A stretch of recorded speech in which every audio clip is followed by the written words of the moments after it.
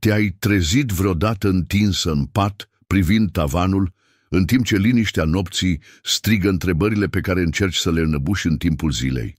Ai simțit vreodată acea strângere în piept, acel amestec de frică și speranță, întrebându-te, cu inima aproape implorând un răspuns, oare mă iubește cu adevărat? E ciudat, nu-i așa? Cum poate cineva să te facă să râzi în timpul zilei și să te facă să plângi singură noaptea? Cum o simplă întârziere în răspunsul la un mesaj poate deveni un film întreg în capul tău, cu scene de respingere, abandon și lipsă de dragoste care poate că nu s-au întâmplat niciodată, dar pe care le simți ca și cum ar fi reale. De ce oare simplul fapt că el nu-ți spune "te iubesc" în fiecare zi îți provoacă greață? De ce interpretezi fiecare tăcere a lui ca pe o sentință, ca pe un semn că totul se va prăbuși? Dr. Constantin Dulcan explică că mintea noastră nu distinge foarte bine între ceea ce este real și ceea ce este imaginat când vine vorba de emoții. Subconștientul tău, alimentat de experiențe vechi și traume nerezolvate, începe să construiască povești, să creeze narațiuni de abandon, să planteze semințe de frică, înainte chiar de a avea vreo dovadă concretă. Este propriul tău subconștient care trage semnale de alarmă, strigând cu toată puterea că pericolul este aproape, chiar și atunci când în realitate poate că nu există niciun pericol. Dar de unde vine această teamă atât de profundă? De ce îndoiala te corodează din interior? Pentru că durerea de a nu te simți iubit îți afectează direct identitatea emoțională. Este aproape ca și cum valoarea ta ar depinde de validarea lui, de atenția lui, de alegerea lui. Și știi ce este și mai crud? De multe ori ai observat semne de afecțiune, de prezență, de grijă, dar creierul tău, condiționat să aștepte respingerea, vede doar defectele, absențele, tăcerile. Este faimoasa orbire emoțională, așa cum o descrie Dr. Dulcan, când subconștientul filtrează realitatea și îți arată doar ceea ce îți întărește cea mai veche teamă. Te surprinzi analizând fiecare cuvânt, fiecare privire, fiecare gest al lui. Un zâmbet timid devine motiv de speranță. Un răspuns scurt devine motiv de plâns. De câte ori ai repetat în minte conversații întregi, te-ai certat mental cu el, ți-ai imaginat certuri care nu au avut loc niciodată? Câte nopți ai pierdut încercând să descifrezi ceea ce poate nici el nu știe încă să explice? În interiorul tău există un conflict tăcut, o luptă între rațiunea ta, care îți spune să aștepți, și emoția ta, care strigă după dovezi. Dr. Dulcan numește acest fenomen conflict bioenergetic între așteptare și realitate emoțională. Corpul tău reacționează cu anxietate, inima bate mai repede, somnul dispare. Totul pentru că mintea ta încearcă să te protejeze de o durere care încă nu s-a produs. Dar iată întrebarea care doare cel mai mult și poate cea pe care cel mai puțin vrei să ți-o pui: această îndoială este pentru că el nu o demonstrează cu adevărat sau pentru că sunt prea oarbă să observ? Răspunsul, în adâncul sufletului, îl simți. Corpul te avertizează întotdeauna, intuiția șoptește, dar între a auzi și a accepta există un abis emoțional. Și poate, doar poate, acest videoclip este începutul unei schimbări, pentru că în următoarele părți vom privi cu tot curajul pe care îl ai semnele reale pe care le lasă un bărbat îndrăgostit, chiar și atunci când încearcă să le ascundă. Întrebarea este acum: ești gata să vezi adevărul, oricât ar durea? Ai observat cum atunci când cineva vrea cu adevărat găsește întotdeauna o soluție? Nu contează cât de agitat este ziua, angajamentele de ultim moment sau chiar oboseala. Când există iubire adevărată, există spațiu, există prioritate. De câte ori ai auzit fraza "îmi pare rău, săptămâna asta a fost o nebunie" sau "știi cât de ocupat sunt, nu am vrut să te supăr"? Și la început crezi, pentru că vrei să crezi, pentru că într-un fel este mai confortabil să justifici absențele lui decât să înfrunți ceea ce se întâmplă cu adevărat. Dar adevărul doare, pentru că în adâncul sufletului știi, cine iubește, prioritizează. Dr. Constantin Dulcan explică că creierul nostru este o mașinărie puternică de direcționare a energiei. Tot ceea ce ne ocupă atenția ne consumă energia mentală și, din motive de supraviețuire emoțională, creierul uman se concentrează pe ceea ce consideră important, pe ceea ce reprezintă valoare afectivă, pe ceea ce activează circuitele recompensei emoționale. Traducere: când te iubește cu adevărat, devii partea centrală a hărții sale emoționale.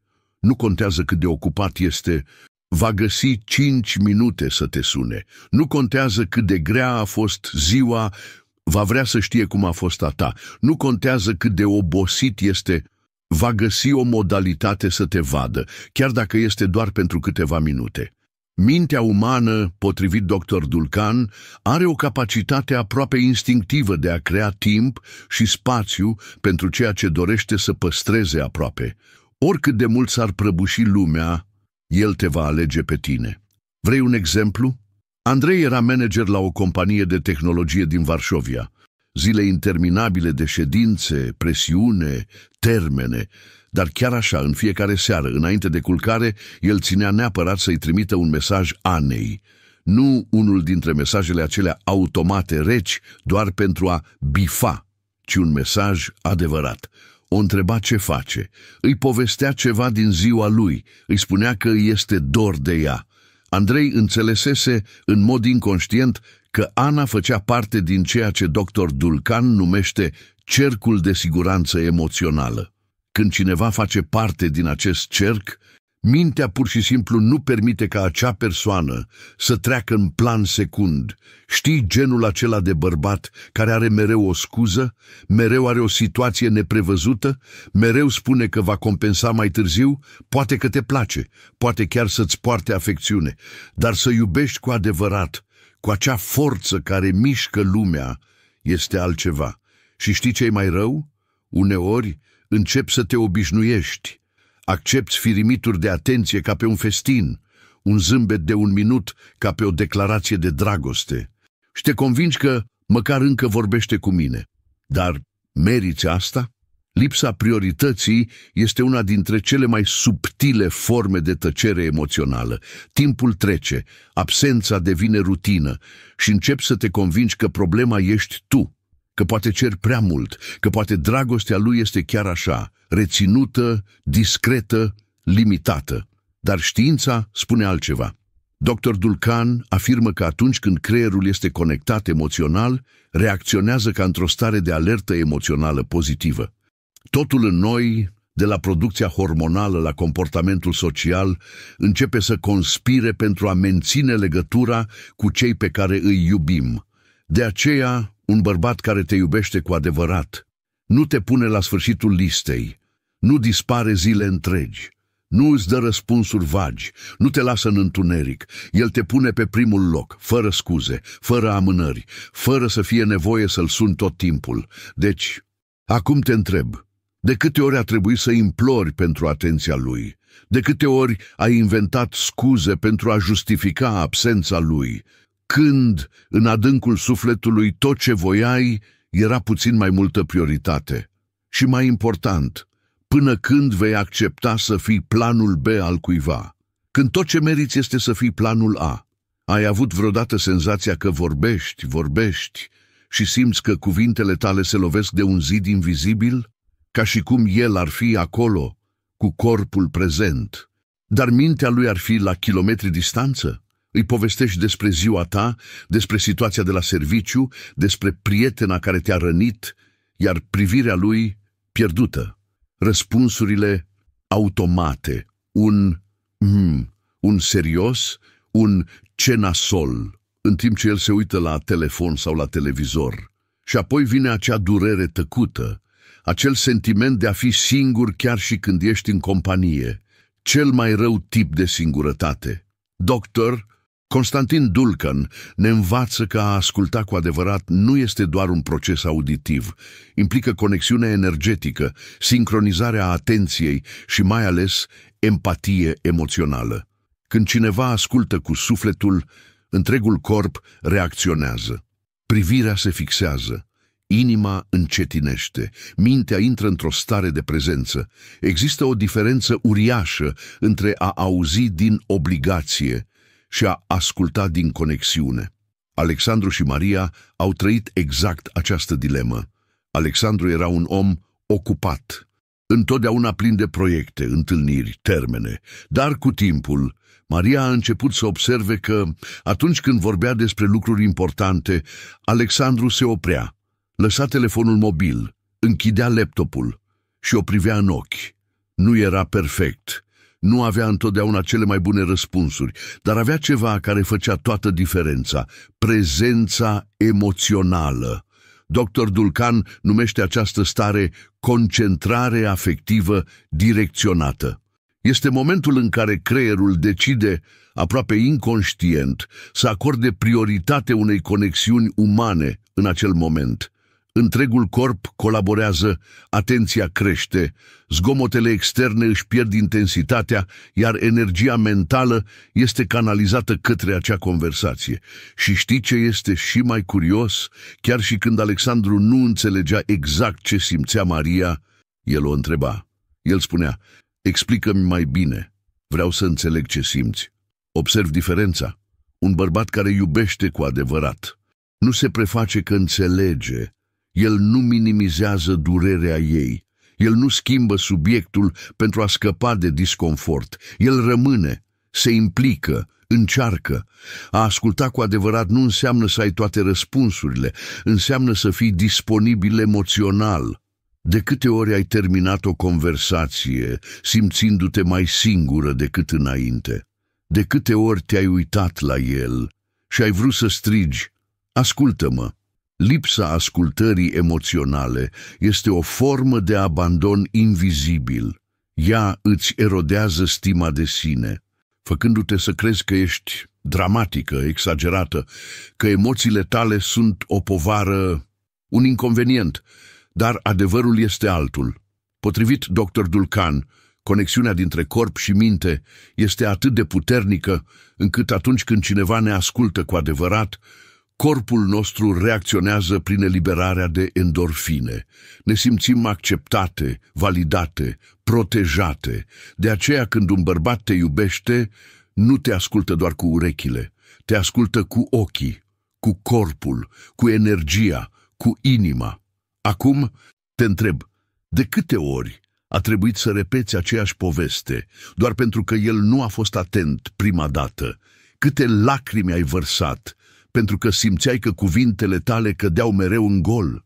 Și cea mai dură întrebare dintre toate: oare accepți firimituri de atenție când meriți conversații întregi în care să fii prezentă? În capitolele următoare vom vorbi despre alte semne pe care le lasă iubirea adevărată, pentru că ascultarea este doar începutul. Ai simțit vreodată acel fior în stomac?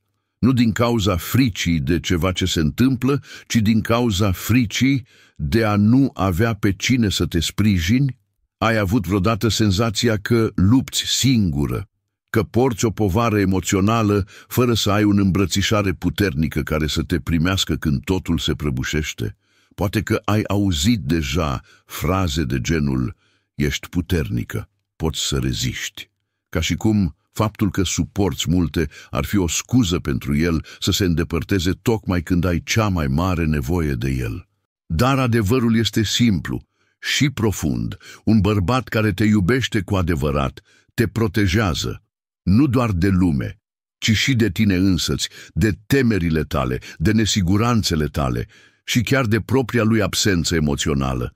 Dr. Constantin Dulcan ne reamintește că protecția emoțională este o necesitate biologică.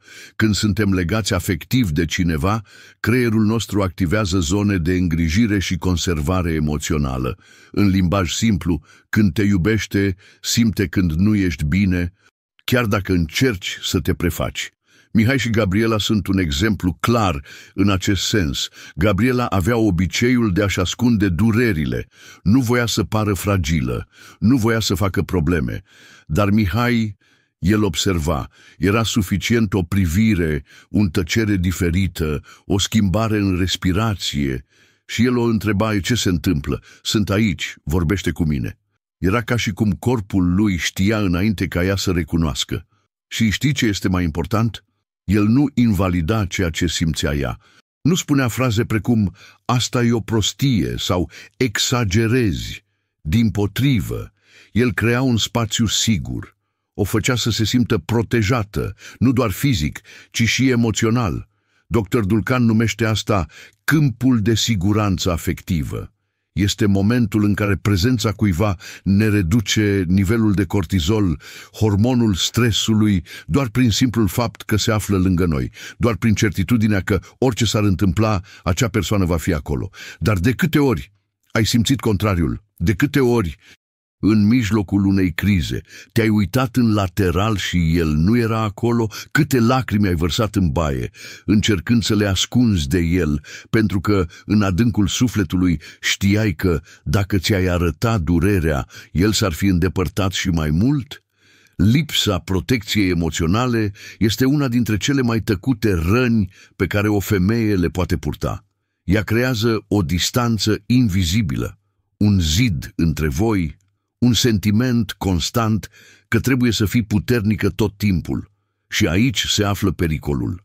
Pentru că atunci când petreci prea mult timp protejându-te de cei care ar trebui să te protejeze, începi să te închizi, începi să iubești mai puțin, începi să aștepți mai puțin, începi să accepti mai puțin și o relație fără protecție emoțională devine un câmp de luptă. Potrivit Dr. Dulcan, bărbatul care iubește cu adevărat are un impuls aproape instinctiv de a proteja. Chiar și atunci când nu știe exact ce să facă, el încearcă, el nu fuge, el nu tace, el nu se preface că nu înțelege. El rămâne, îți ține mâna în mijlocul furtunii, te îmbrățișează în mijlocul plânsului, te ascultă în mijlocul confuziei. Acum, respiră adânc și răspundem cu toată sinceritatea de care ești capabil. De câte ori, în momentele în care ai avut cea mai mare nevoie, el a fost adăpostul sau a fost furtuna, pentru că în adâncul sufletului, știi, și poate, doar poate, a sosit momentul să privești asta în față. De câte ori te-ai trezit păstrând visele într-un sertar, doar pentru a nu deranja? De câte ori ai înghițit dorința de a împărtăși o idee, un proiect, o nouă direcție în viață, doar pentru a evita privirea lui, acea privire de dispreț, de plictiseală sau mai rău, de indiferență? Este dureros să realizezi că persoana care ar trebui să fie cel mai mare susținător al tău este tocmai cea care te face să te îndoiești de tine însăți. Doctor Constantin Dulcan ne învață că unul dintre cele mai importante semne ale unei conexiuni emoționale autentice este capacitatea de a susține chiar și atunci când celălalt nu înțelege pe deplin amploarea sau sensul visului nostru, pentru că iubirea adevărată este generoasă. Nu trebuie să înțeleagă toate detaliile pentru a ști că acel lucru este important pentru tine. Valentin și Andreea au trecut exact prin asta. Andreea a visat întotdeauna să deschidă un mic atelier de artă. Să picteze, să expună, să predea copiilor. Era proiectul ei de viață. Dar Valentin, inginer, rațional, logic, nu a înțeles niciodată cu adevărat de unde venea acel dorință atât de intensă. Dar știi ce a făcut? Nu a pus la îndoială valoarea visului ei. Nu a ridiculizat-o, nu a spus fraze crude precum nu dai bani cu asta sau pierzi timpul sau pentru ce acum. Valentin a făcut ceea ce face un bărbat care iubește cu adevărat. A susținut-o, a ajutat-o să caute un spațiu, a încurajat-o când i-a fost frică, i-a ținut mâna când a vrut să renunțe, pentru că, așa cum explică Dr. Dulcan, când creierul este conectat emoțional, înțelege că fericirea celuilalt este și o sursă de plăcere și împlinire personală. Există o legătură bioenergetică între bunăstarea celor pe care îi iubim și propria noastră stare emoțională. Când un bărbat te iubește, visul lui devine să te vadă fericită, chiar dacă nu înțelege toate detaliile, chiar dacă nu înțelege arta, antreprenoriatul, literatura, călătoriile, el te înțelege pe tine, înțelege strălucirea din ochii tăi, înțelege zâmbetul diferit când vorbești despre ceea ce iubești, înțelege frica pe care o simți înainte de a face primul pas. Și el rămâne, îți ține mâna, îți spune, du-te, sunt aici. Acum să vorbim despre cealaltă fațetă a acestei povești. De câte ori ai auzit cuvinte care ți-au ucis entuziasmul? De câte ori el a fost primul care a spus că nu va merge? De câte ori a preferat să te descurajeze în loc să te încurajeze? Și știi ce este mai crud? Cu timpul începi să internalizezi această lipsă de sprijin ca și cum problema ai fi tu, ca și cum visele tale ar fi cu adevărat exagerate și copilărești, imposibile. Și fără să-ți dai seama, te micșorezi, te diminuezi, renunți la părți din tine. Dr. Dulcan numește asta autodistrugere emoțională indusă, când lipsa sprijinului extern se transformă în sabotaj intern, când tu însăți începi să-ți omori propriile vise pentru a nu mai simți durerea respingerii. Dar iubirea adevărată nu omoară visele, dimpotrivă, ea le udă, le întărește, le impulsionează. Așa că te întreb, cu toată sinceritatea de care ești capabilă în acest moment, câte versiuni ale tale ai lăsat să moară, doar pentru că el nu ți-a ținut mâna când ai avut cel mai mult nevoie? Și mai important, până când vei accepta să fii femeia care renunță la propriile vise pentru a rămâne alături de cineva care nu a știut niciodată să te susțină? Pentru că în adâncul sufletului, știi, cine te iubește vrea să te vadă zburând. Ai observat cum unele cuvinte pot suna frumos, dar complet goale, cum un te iubesc spus automat poate durea mai mult decât tăcerea, cum promisiunile care nu ies niciodată de pe hârtie devin încetul cu încetul cuțite invizibile înfipte în piept. Este ușor de spus. Este ușor să scrii un mesaj drăguț de ziua cuiva. Este ușor să postezi o fotografie de ziua îndrăgostiților cu o legendă frumoasă. Greu este să susții cu fapte. Greu este să arăți cu constanță. Greu este să fii prezent în fiecare zi în lucrurile mărunte. Dr. Constantin Dulcan afirmă că adevărata conexiune între rațiune și emoție se exprimă prin coerența dintre gândire, sentiment și acțiune. Creierul uman este programat să recunoască adevărul, nu numai în cuvinte, ci și în gesturi, priviri, tăceri. Daniel și Alina au trăit asta intens. Daniel nu a fost niciodată genul de bărbat care făcea declarații grandioase. Nu era poet. Nu era romantic în sensul clasic al cuvântului, dar în fiecare zi, fără excepție, făcea mici gesturi care strigau dragoste. Îi ducea cafeaua înainte de a pleca la serviciu. Îi trimitea un mesaj la mijlocul după amiezii, doar pentru a-i spune, m-am gândit la tine. Observa când era obosită. Observa când îi schimba dispoziția. Era alături de ea când era bolnavă. Știa să asculte fără să întrerupă. Știa să-și ceară scuze când greșea. Era discret, dar era constant. Dr. Dulcan numește asta psihosomatică a coerenței afective. Este momentul în care corpul, mintea și atitudinile unei persoane sunt în armonie, spunând același lucru, fără a fi nevoie de discursuri repetate. Pe de altă parte, de câte ori ai auzit cuvinte frumoase, care nu au fost urmate de fapte, câte promisiuni încălcate, câte așteptări frustrate, de câte ori a spus că se va schimba, că va face altfel, că te va aprecia și săptămâna următoare totul a revenit la cum era înainte. Ciclul este întotdeauna același. El promite, tu crezi. El greșește, tu plângi, el își cere scuze, tu ierți, el promite din nou și tu te obișnuiești cu firimituri. Dar iubirea adevărată nu trăiește din scuze, trăiește din constanță. Dr. Dulcan explică că creierul feminin este foarte sensibil la tiparele de comportament. De aceea, când atitudinile lui sunt incoerente, sistemul tău emoțional intră în alertă și rezultatul, anxietate, nesiguranță, sentimentul de abandon. Daniel poate că nu i-a scris niciodată o scrisoare de dragoste Alinei, dar în fiecare zi scria un capitol întreg, cu acțiuni. Iubirea este prezență, este ascultare, este grijă, este privire, este gest, este atingere, este preocupare, este a fi. Acum trebuie să te întreb și vreau să-mi răspunzi cu tot curajul pe care l-ai. Trăiești o iubire din cuvinte sau din fapte? De câte ori ai crezut în promisiuni care nu au fost niciodată însoțite de fapte reale?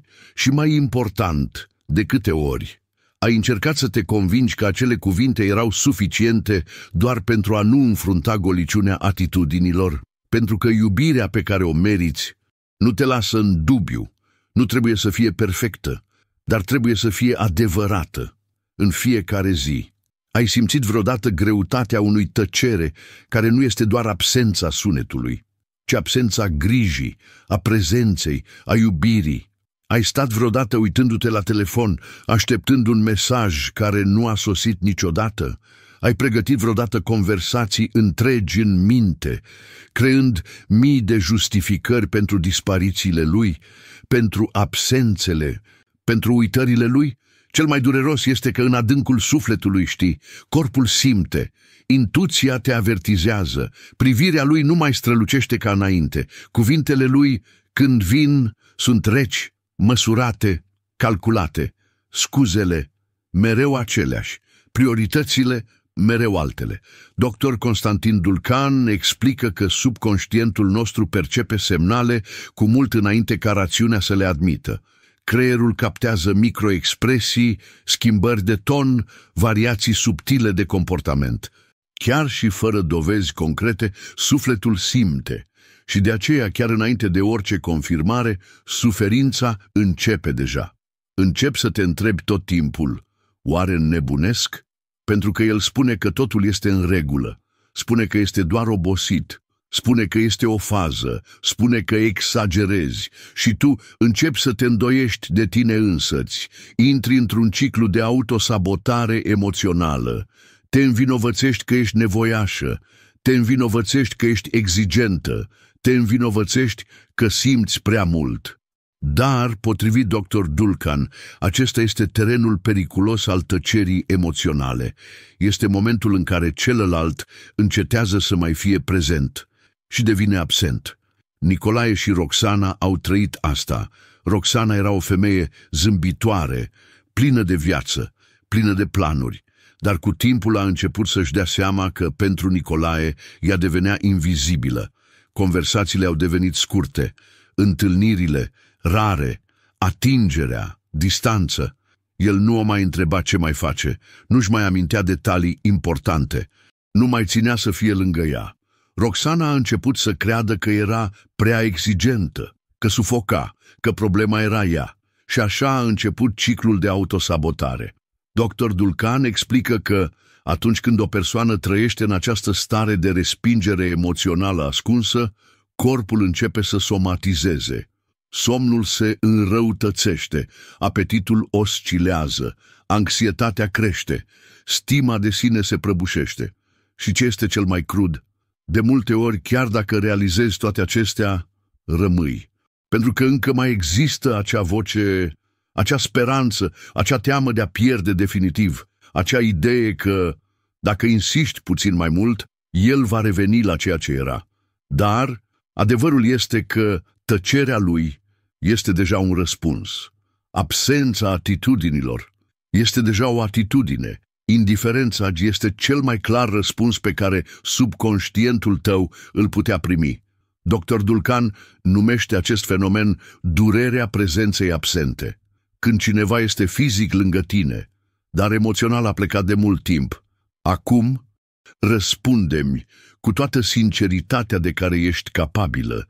De câte ori te-ai agățat de memoria unui bărbat care astăzi există doar în amintirile tale și nu mai există în realitate? De câte ori ai acceptat mai puțin doar pentru a nu trebui să înfrunți sfârșitul?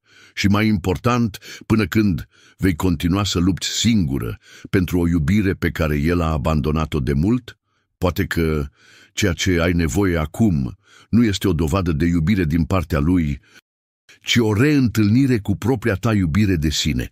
Și despre asta vom vorbi în următorul capitol. Vine un moment în care tăcerea lui strigă mai tare decât orice declarație din trecut, în care absențele, uitările, scuzele devin un ecou sufocant în interiorul tău. Un ecou care te obligă să înfrunți ceea ce ai evitat atât de mult timp. Faptul că poate el nu te-a iubit niciodată așa cum meritai. Și doare să recunoști asta. Doare pentru că ți-ai construit viitorul în minte. Ai creat scene. Ai făcut planuri. Ai făcut concesii. Ai înghițit lacrimi. Ai încetat să mai fii tu însăți doar pentru a încăpea în spațiul îngust pe care ți-l oferea el. Dar dr. Constantin Dulcan ne amintește de ceva ce poate ai uitat în mijlocul acestui proces. Cea mai importantă relație pe care o vei avea în viață este cea cu tine însăți. Ai petrecut atât de mult timp încercând să-i înțelegi tăcerile, încercând să descifrezi semnele, încercând să smulgi din firimituri o dovadă de iubire, încât fără să-ți dai seama te-ai îndepărtat de cea mai importantă persoană din această poveste, tu. Subconștientul tău a fost programat, poate încă din copilărie, să creadă că trebuie să meriți iubirea, că trebuie să lupți pentru atenție, că trebuie să-ți dovedești valoarea tot timpul și tocmai de aceea ai acceptat atât de puțin din ceea ce meriți. Dar acum ceva în interiorul tău începe să se schimbe, o voce încă slabă, încă tremurândă, dar insistentă, începe să întrebe: și dacă nu mai alerg după cei care nu mă aleg? Și dacă încep să mă aleg pe mine în primul rând? Dr. Dulcan numește acest proces reconectarea bioenergetică cu sinele adevărat. Este momentul în care încetezi să-ți îndrepți toată energia mentală către cineva care nu te apreciază și începi să canalizezi această forță pentru a te reconstrui. Pentru că vindecarea începe când decizi, cu toată durerea, cu tot curajul, cu tot adevărul, că nu te vei mai mulțumi cu firimituri emoționale. Este momentul în care înțelegi că nu trebuie să convingi pe nimeni să te iubească, nu trebuie să implori atenție, nu trebuie să aștepți ca un bărbat să-ți observe valoarea, când tu însăți știi cât valorezi. Și poate, doar poate, făcând acest pas, viața va începe să-ți ofere înapoi aceeași frecvență. Oameni care te vor vedea, care te vor asculta, care te vor alege, care te vor iubi cu adevărat, cu atitudine, cu prezență, cu constanță. Pentru că, așa cum spune dr. Dulcan, energia pe care o alimentezi este energia pe care o atragi. Așadar, acum te invit să respiri adânc, să te uiți în interiorul tău și să faci o alegere, nu pentru el, nu pentru nimeni, pentru tine, pentru tot ce ai îndurat, pentru tot ce meriți să trăiești.